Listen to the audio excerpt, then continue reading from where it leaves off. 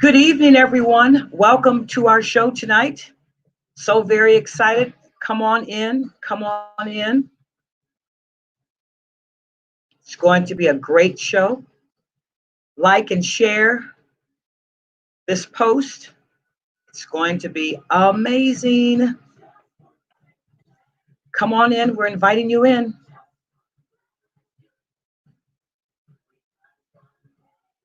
Got a little thank you music for you in the background. I do own the rights to this song.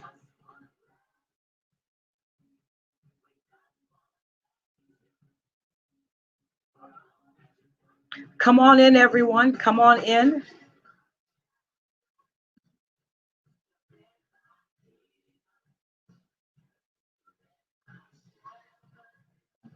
We're going to be talking about education tonight.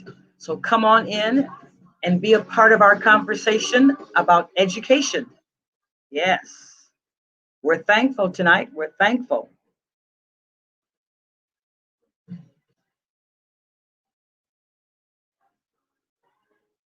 Come on in, like and share this broadcast.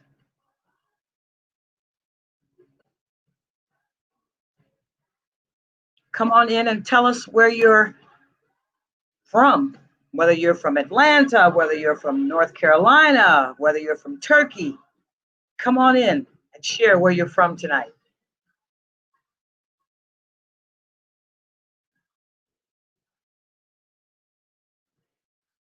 We're going to be talking about education. If you have children, if you know someone that has children and you're trying to decide what they're going to do for getting back to school, this broadcast is certainly going to help you. Come on in. Come on in. Like and share this broadcast. Get ready for a great conversation. We have so much to be thankful for. Oh, yes, we're thankful tonight.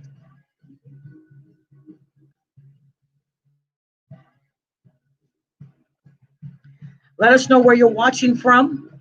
Good evening. I see you, Ohio. Yes. It's going to be a great conversation about education. Please like and share this broadcast. Come on in. We're waiting on you. Let someone know if they need information about what to do with educating their children tonight. We'll give you those answers. Hey, I have a question for you. While we're waiting, have you decided what you're going to do with your children, whether you're going to educate them online, whether you're going to send them back to school? Let me know what you're thinking. We have much to be thankful for. Come on in, like and share this broadcast.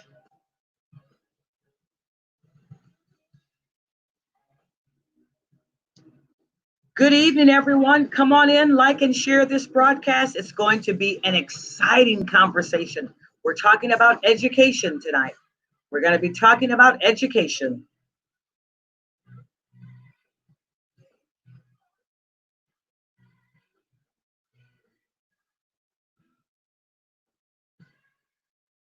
Certainly, we have much to be thankful for. God is so good. Good evening, everyone.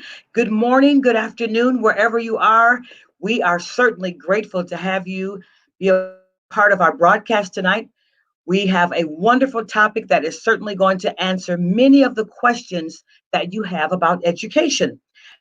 And tonight, I first have to say thank you to Dr. King, our CEO and president of Black Women Empowered. Dr. King, thank you so very much for this opportunity to share.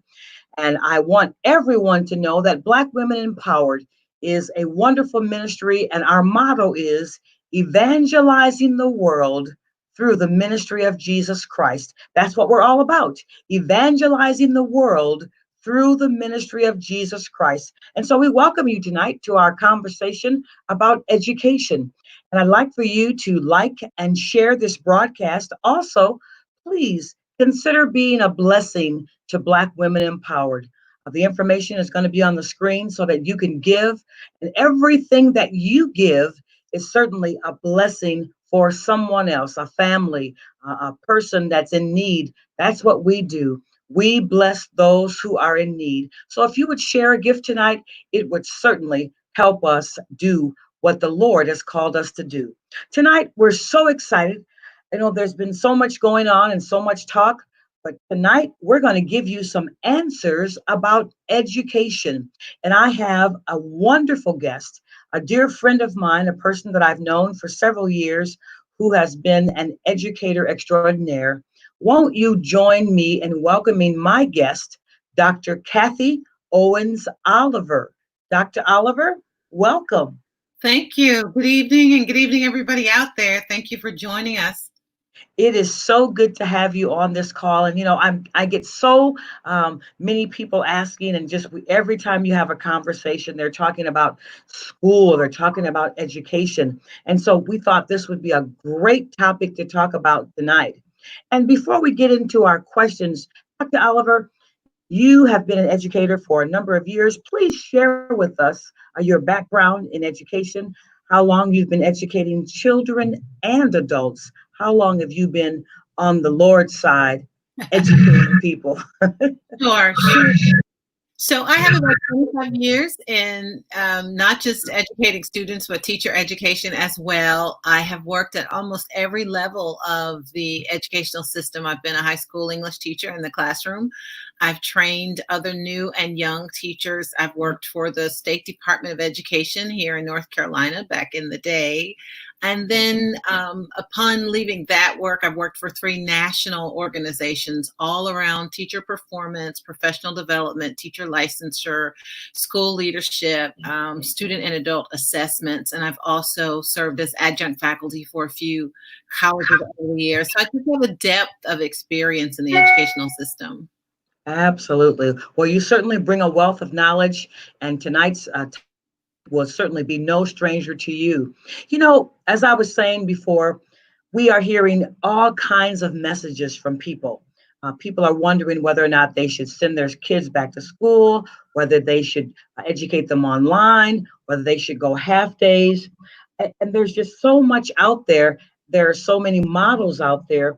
Will you summarize the direction that the decision makers are thinking of going in at this time? Sure. I can certainly summarize what they're thinking about. The actual direction is yet to be decided. There are state departments of education who are making recommendations through their state board or under the directives of the governor. And then there are local school districts who have been giving a little bit of autonomy to do what they feel best for their community. So there are some schools and districts that are considering what we call A day and B day. Some of the students will go a couple days a week, and then another half of the students will go another couple days a week. And that is primarily because of social distancing, and where we used to have anywhere from 16 to 30 some students in the classroom. Of course, they can only have half based on what schools can accommodate. So they're looking at that. Some of them are looking at students coming to school Monday, Wednesday, and half day Friday, or Tuesday, Thursday, and half day Friday. Lots of school districts are going to give parents the opportunity to decide whether they want their students to follow that model of going a couple days a week, or if they want them to continue with instruction all online, as I think every state was doing as of March and April of this year. So it just looks different everywhere. And there are some whole states, as well as districts within states, that have already made the decision that they will only offer online instruction again this fall. Some of them are saying right now from August to December, and then they'll make a decision in December what they might do in 2021. So it's different all over the place. And some local districts have autonomy. Some are being given directives of what they need to do. Wow, who would have ever thought we'd be here and that education there'd be so many options. Of course, we've always had some options. People send their kids to private school and so forth and so on. But school online, and especially with children with deficits of ADD or just not having the discipline to sit behind a computer. Now, but they can play video games. So I guess that might say something to people that are doing education as to how they might put together the curriculum to capture the attention of students. Right. Right. So So, one, go ahead. I'm sorry. One of the challenges based on what you just said is that that is something that they will have to come to terms with, this whole idea of student engagement online, Yeah, because in the spring that we're just leaving off from this last semester, there were those who had 1 hour a day with some teachers. Some had a couple hours the entire week. Some only logged in to download assignments, work on them at their own pace, and then post them again. So even that part, what you just said, is really critical. What does online engagement look like? How long are they going to actually be involved, hands-on, in direct instruction from the teacher? That's something that yeah. should be considered. That is really something. With that in mind, with all these options, how do parents determine what to do? I mean, there's a lot to think about and there's a lot at stake. How do parents determine? Sure. So unfortunately, one of the issues we have in the educational system is that we don't always include all of the stakeholders. There may be a small group of decision makers that don't include parents unless some of those educators themselves would fill that seat. So parents have to make sure that they are aware not only of what's going to happen, but the conversation that leads up to what's going to happen. They need to ask, they need to request to be involved. In some cases, they need to ask for a seat at the table. But parents have to make sure that they are reading, that they're following local policy, that they're watching school board meetings that are being broadcast and televised, that they're paying attention to what's on the district website, what's coming out of the governor's office, so that they are aware of all of the different options. Here's the thing, though. Everyone is concerned about safety. Yeah. Everyone in the educational setting, as well as all of the parents. So parents have to start making decisions now about what's right for them and their own children. They don't have to wait for the school district or the State Department of Education to figure that out. They have to make their own decision, but it needs to be an informed decision. Don't just assume that all online education is going to be better, and don't just assume that it's going to be limited. But they also have to make sure that they aren't solely afraid of safety issues and sending their kid back to a building. So they just need to decide what their priorities are, what their value system is, and what works best. I always put it this way: what works best for this child at this time? Mm-hmm. Those are the things you have to take into consideration. Absolutely. And as you were talking, I was thinking it's hard enough to get kids to not touch each other, just on general principle. Yeah. And now I'm going to be in a building with other students, and not only am I not supposed to touch them, but I have to stay away from them. And then I'm supposed to stay away from them with a mask on. So it's quite an arduous task that educators have at this time.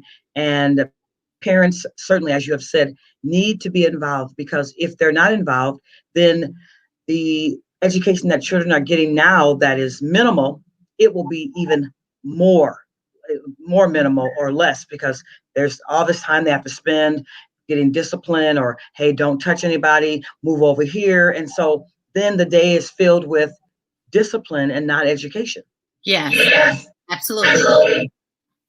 So children under 10 years old in particular are who I am most concerned about, and I'm not even a parent. Children 11 and up, and some maybe 9, give or take 9 and up, but children in that age range can understand social distancing, that a virus needs a host, how germs and communicable diseases are spread. They can understand how important it is to really keep their mask on, to wash their hands a certain way, to be careful of all the surfaces that they touch. Children 10 and under, 9 and under, it's a little different from them. They are, just for one thing, young children are kind for the most part. So if you drop something, they're going to pick it up for you. If you seem sad or look sad, they're going to give you a hug. You don't have to look sad or seem sad. Some of them are just loving and they just want to give you a hug. They see things and they get excited and they move, from their desk or from wherever they are to go after or toward whatever the exciting thing is. They don't always necessarily think to raise their hand and all of that. They'll take their mask off because they feel hot. They'll take their mask off because they have to sneeze and they don't want to sneeze into the mask. The list is endless. So this is really important in going back to school, because if students haven't been taught this at home and have been practicing social distancing and all the other preventive measures, then it's not going to just automatically happen at school. So that's certainly something that parents will have to pay attention to, both in terms of what they do in a home environment, how they make decisions about an online environment, and what they and their children need to be prepared for in going back to the school building. As you were talking, you mentioned about not being a parent, and I'm not a parent as well. So what I'm certainly concerned about children's education, but what should communities of faith be doing in terms of educational preparedness now? What can communities of faith be doing at this time? Sure. So in a way, I'm really glad we're having this conversation beyond just educating parents about making their decision, because we assume sometimes that student learning is left up to the teacher, left up to the school system, or left up to people who have kids. When in all actuality, we have to remember every service that is provided in life by a human being or through any human resource is a kid who went to school at some point, including you and I. So I think the faith-based community needs to not behave as though this is just an issue of the educational setting. They need to be not only thinking about, but making plans now of how they can do a few things. One, supplement the lag in learning. That's critical. So for 50 years now, there's been an achievement gap in America between the standardized performance of Black and Brown students and their counterparts. That hovers somewhere between 20 to 30 points. It depends on what kind of test or assessment is administered. But in any case, we know that students of color lag behind their peers in terms of student achievement in the United States in particular. That was already a problem. Okay, from March until June, all the children went home. Students from more affluent families, regardless of their ethnicity, are automatically, they receive better support, more tutoring, exposure to more information and knowledge. Their parents have the means and the connections to supplement their learning, whether it's through something tutorial or remediation service, or even if it's for extra enrichment. Some of the most needy children don't have those options, even if their parents want them for them. So that's something that the faith community needs to do. Get involved in providing services, resources, tutorials, after school, during school, online alternative homeschool environments, but whatever measures they can use to help students who already have some limitation to get back on track. I can talk a little more later about what that looks like, but that part is really critical. Another thing is being involved in doing what you're doing right now, educating parents. Parents may not all have the time to keep up with where policy is going, what decisions are being made. They just wait to hear this is what they decided. And we're in an environment now where you can't do that. I know of a couple of school districts not far from where I live here in North Carolina who have already made the decision that students will not go back to school at all to the building. They'll wait and make a decision in January. Well, parents need to know that now, especially parents who are essential workers and parents who are going back to work. So the faith-based community might have to offer a homeschool alternative environment where students can come to a community center or even to wherever the ministry center is, still practice social distancing, still wear masks and those things, be taught some of the protocols for how to be safe in this kind of an environment, but still be in a learning environment that's supervised and monitored while their parents are at work. So to me, those are two really critical things they could do. Here's the last one. In every church and ministry out there, if you've never had an educational focus, this is the time to get one, because that's where the greatest need is. Every educator in your church or in your ministry, you should call them together, put your heads together, even in an online setting, and start thinking about How can we respond to the problem? How can we provide solutions? How can we provide services? What does that look like? There was a time when, youth ministry was everybody get together for a movie night or birthday Right. party. So we need to get together now for math and reading instruction. We need to offer youth ministry in a faith-based environment that is related to learning, reading, writing, math, that Yeah, kind of thing. that is excellent. And certainly, if there are any pastors out there watching, leaders, this is information that is certainly going to help you. And also, we always talk about winning souls and enlarging our territory. Well, this is certainly a way that we can certainly minister to people without going out and ministering to them. We can minister to them online. And so, this is certainly a way that faith leaders, that you can introduce Jesus to people by the way that you treat them, by the things that you do. And so I want to encourage, if you're a faith leader out there, send me a text, send me a note that says, I'm going to do something because there's certainly a need in my area. Dr. Oliver, that is excellent. That is absolutely excellent. I was going to ask you, with all of this, is there a difference?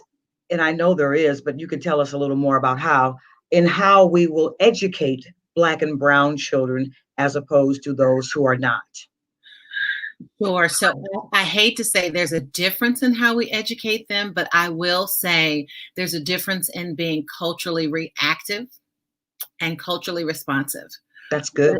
What is missing from the educational system is responsiveness to how students learn based on their cultural background, whatever that is, whether it's African American, whether it's a student from Laos or wherever they're from. We have to learn how to teach students, not just around the various multiple intelligences and learning styles, but teach students in the context and relevance of how they learn and what they've been exposed to in their personal environment, or what I call their lived experiences.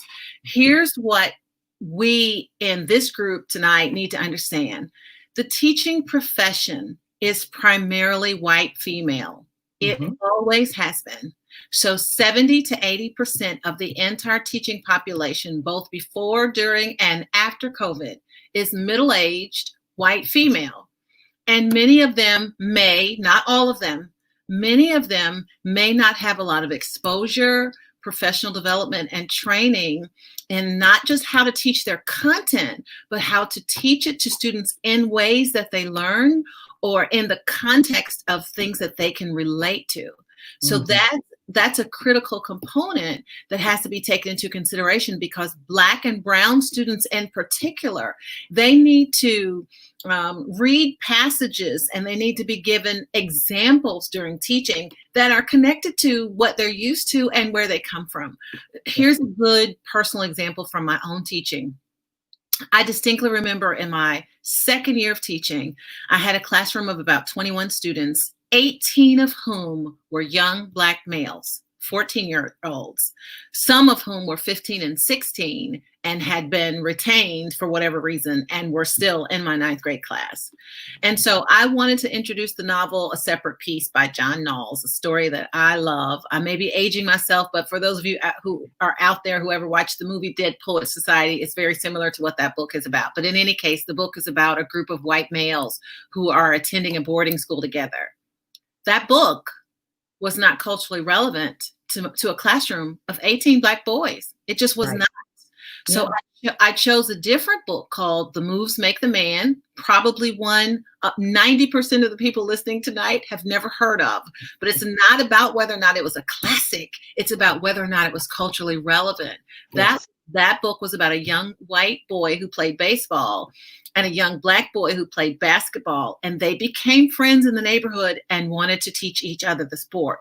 That is how I got the Black and Brown boys in my class to really engage in reading and want to actually read this novel, something that I could not do with them with A Separate Piece, at least not right out of the starting gate at the beginning of the year. So when you say, Dr. Smith, how our students are, how they learn differently or are taught differently, in many ways they can learn the same if you present the information in the context of what they can relate to. Yeah, I mean, relevance is key. If they Yes. can relate to it, then they can certainly do it. We've been talking a lot about students' education, and I've been hearing some things about teachers leaving, teachers doing all this. If teachers are leaving, where are they going? And what about the teacher? If we're going to do all this online education, we won't need as many teachers, maybe, maybe not. But what's going to happen from where you sit, what you're hearing to our teachers? Sure. Some teachers are not returning to the classroom because they themselves are concerned about their own safety. They're concerned about the safety of their own children going back to school or going wherever. They're concerned about the scheduling, where they may be going into the building for 2 days or 2.5 days and then teaching online for 2 days, 2.5 days. And those days could be different from the schedules their students are on or their children based on the schools that they attend. That's a major issue in the homes of current classroom teachers right now. There are teachers who have health issues. Teaching, people don't realize teaching in many ways is one of the unhealthiest professions, but that's another discussion. So they are concerned about some of their own health issues and being susceptible to, getting COVID as a result of exposure. So that's another issue. So some of them are retiring. Some of them are leaving to teach for online companies and online schools. Some of them are going to other jobs because teachers are just very good employees. Some of them, many, many, many of them, believe it or not, are being laid off. Wow. There's one teacher who may have had 16 to 18 students in a classroom can accommodate 30 to 40 students online when done well and with the appropriate training.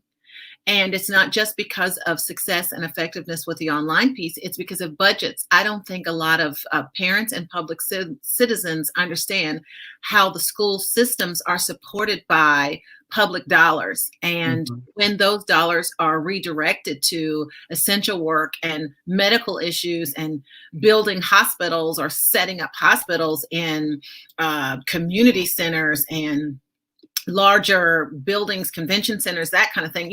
Money, it takes money to do all of that.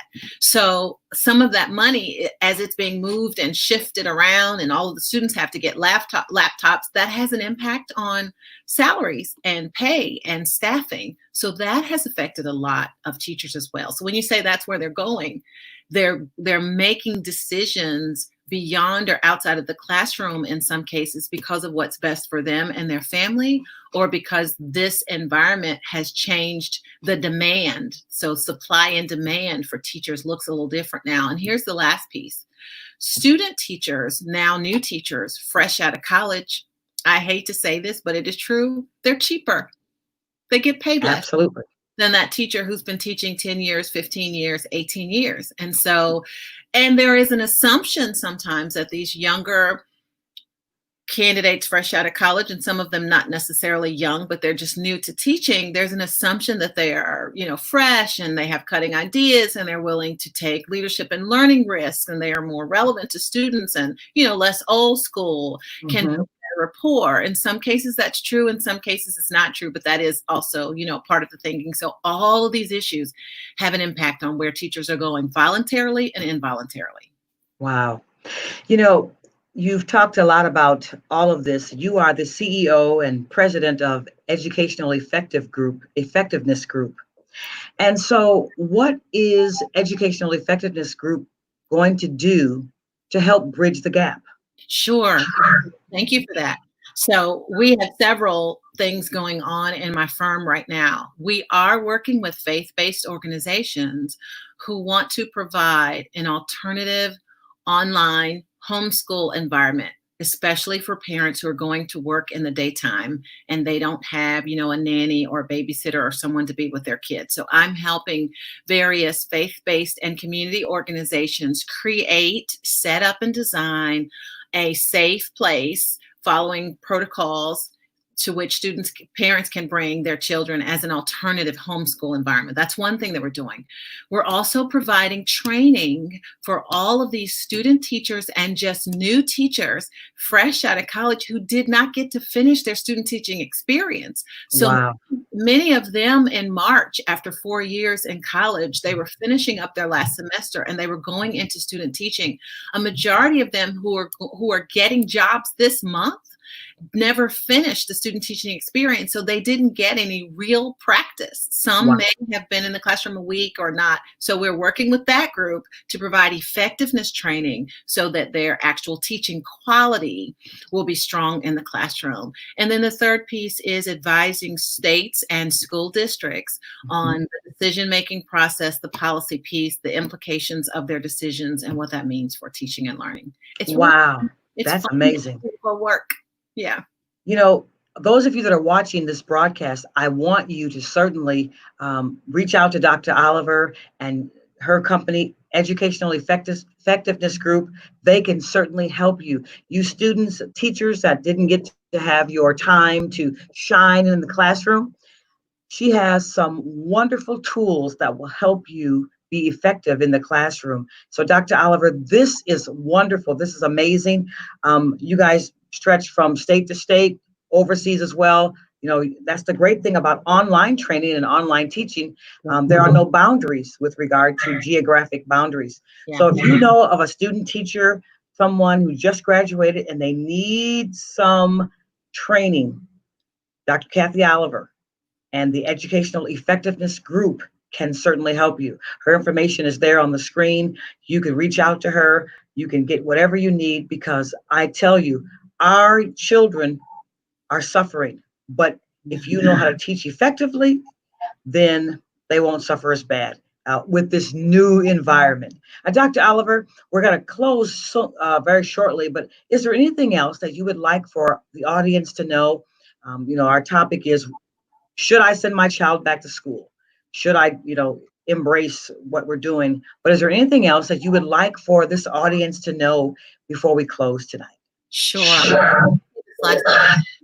Um, I want all of the stakeholders out there to look for the opportunity in this. Teachers who have leadership qualities, who want to supplement their income with online tutoring programs and opportunities in the morning and the afternoon, on weekends, Saturday school. This is a great time to start that. Ministries who are looking for how they can provide solutions.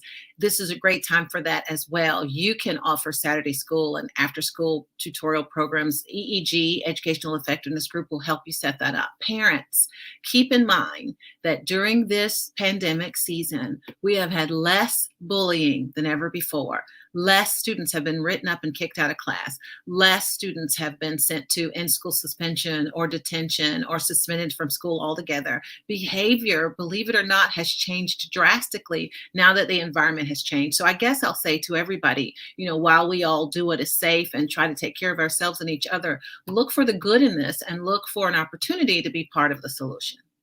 Absolutely. That's excellent. Dr. Oliver, this has been an enriching conversation. I'd like to have you come back and talk with us again about our progress as people will write in, as people will give their stories. We can chart some things. And as you get people that will reach out to you for effectiveness training, I'd love to have you come back and share again. Yes. So thank you. Thank you. Thank you so very much. Please, everyone, like and share this broadcast. We have certainly enjoyed you being with us tonight. And as we close tonight, I must once again encourage those of you that see Dr. Oliver's information, reach out to her. She can help you. I'm a witness. I've seen the things that she has put together. I've seen her work with different states. She's working with several states right now, and she still is available to do some work with you. So I want to encourage you to reach out to Educational Effectiveness Group and allow them to help you during this time. Here's the thing. If you don't know what to do, the Lord always sends someone that can help you do what needs to be done. And Dr. Oliver and EEG, they're here to help you now.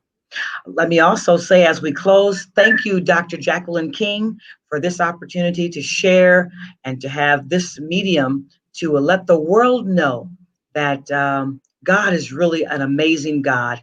And even though there's things going on, God doesn't leave one stone unturned as long as we ask for wisdom. And so in asking this group to help you, you're going to get the wisdom that you need to educate your child in the coming days. Once again, I'm Dr. T. Lynn Smith. I've enjoyed our time together, and I look forward to seeing you again soon.